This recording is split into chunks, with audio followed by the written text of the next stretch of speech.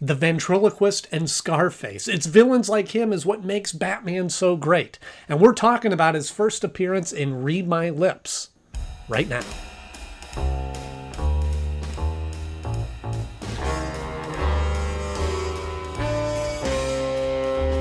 Hello friends, welcome back to the show. So glad to see you again, and if you're new here, so glad that you joined us. Be sure to hit that subscribe button so that you don't miss any of the content as it comes out. Today we're talking about the first appearance of the Ventriloquist in Batman the Animated Series with Read My Lips. This better be good, you mugs. He is a tremendously unique villain, and we're going to talk all about it right after we get into our 60-second Joker Bomb rundown of the episode.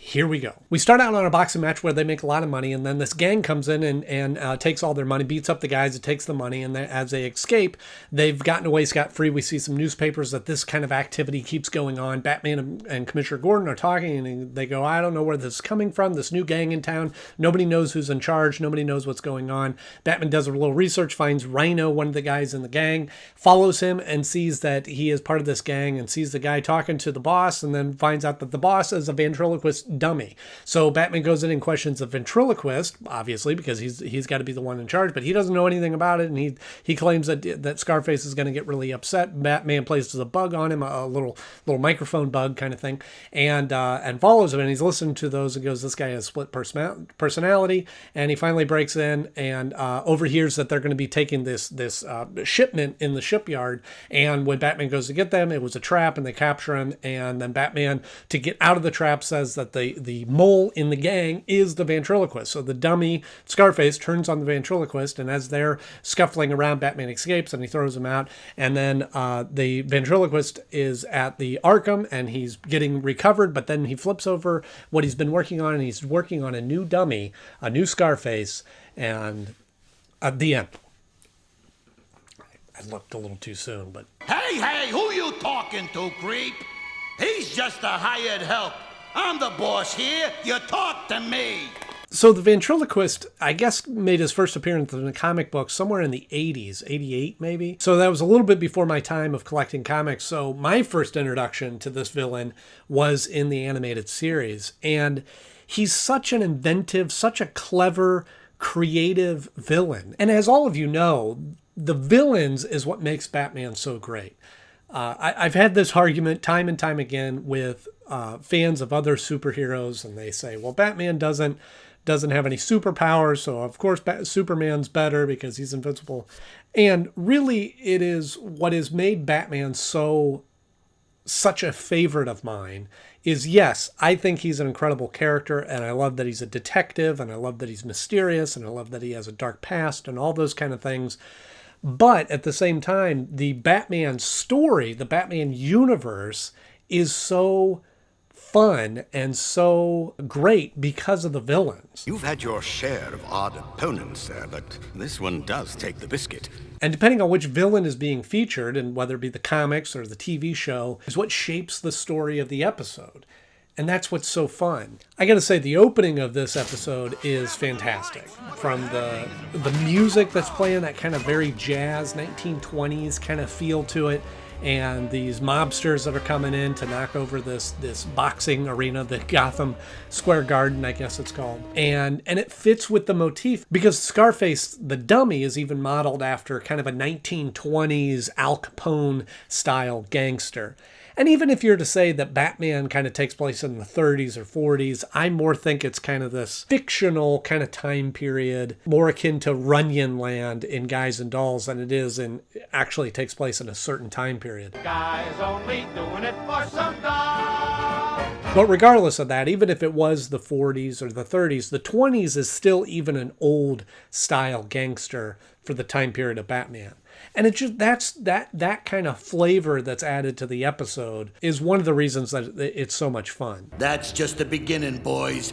Soon we're gonna own this town. And having the ventriloquist completely separated character-wise from the Scarface. He doesn't tell me anything. Not his plans, not where he hides the loot. I swear I'm just a flunky. I know nothing. Is just a great layer to this villain. So Batman's got to try to stop Scarface, who's the actual tough guy, the actual brains of the operation, but he's a dummy. Don't put words in my mouth. And so he's fighting the ventriloquist, technically, but the ventriloquist is the biggest wimp on the planet. Oh, no. Don't let him find me with you. You don't know how dangerous he is. He sees me talking to you, I'm a goner. I love that dynamic. It's a totally different challenge for Batman to fight. And again, that's what makes Batman so fantastic, is he has to alter his techniques based on what villain that he's trying to fight. I'd watch my mouth if I were you, Bats. Because the villains are so vastly different in the Batman universe, every episode or comic book or story that you read from Batman can be completely different. Case in point, we just came off of seeing The Demon's Quest, which feels more like an Indiana Jones movie, because that's the type of villain that he's fighting in Ra's al Ghul. Whereas this one has a very gangsters 1920s kind of style to it. I just love that. That is what's so much fun about watching this. Shut up! I want your opinion, dummy. I'll pull your string. Even in the style of how they executed the episode, they did the spinning newspapers in the beginning like they did in the classic movies of the 30s and 20s in order to show the headlines or get you caught up to speed with some of the exposition. And like I said, even the music had a 20s feel to it, as I'm sure you can tell. I love this episode. But to be fair to the other episodes, this character is a lot of fun. Speaking specifically of this episode, the opening was really strong. The ending was really strong, and the middle felt like there was a lot of filler. When Batman was talking with Rhino, the member of the gang, there was a lot of following him, a lot of trying to get to the next place, and just kind of slowed down. And the overall plot of this was basically just, again, that kind of classic Batman versus a villain. Here's the new gang in town and has the police stump, so they call Batman in to help. Let me know if you need any help.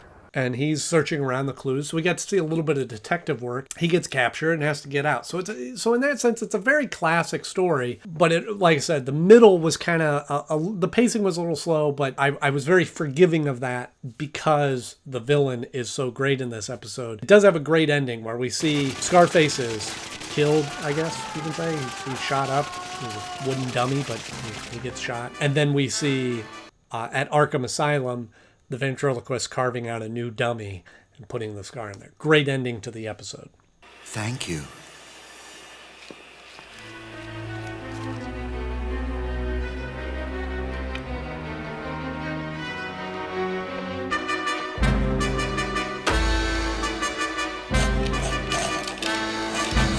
So when it comes time to rank this episode, I was a little torn because I wanted to make sure that I was ranking it based on the episode itself and not just how much I love this villain. When you look at the actual components of the episode, like I said, there was a little bit of pacing issues and it wasn't an incredibly inventive plot, although that's kind of masked because the way the character is written is so inventive and so creative. They can get away with a little bit of a less creative plot, I guess. And the margin of difference between these episodes and the rankings, I find are getting more and more finite the more that I do this. So I ended up placing this at the number 25 spot of my favorite episodes so far. And it is honestly just slivered in between there. It is just below Off Balance because I felt that Off Balance led into a bigger story, even though it had kind of a lesser known villain, arguably not a Batman villain. And honestly, it only beat out Pretty Poison because I do like Scarface better than Pretty Poison. Poison Ivy. And like I said, it's now getting down to very nitpicky details of where these episodes fall, especially in this section, this kind of 15 to 25 kind of range. All those episodes are not quite top 10 material, but kind of fall into that chunk below there. So go easy on me. I'm doing my best to rank these episodes as best I can in my list of favorite episodes so far. I know it ain't you, Rhino. You're too stupid to be a traitor. Oh, thanks, boss. So let me know, what are your thoughts about the Ventriloquist and Scarface? Are you like me that you really love this villain and really enjoy seeing him in the episodes? Or are you on the other side of the fence that this is just kind of it's a guy with a dummy? Let me know in the comment section below.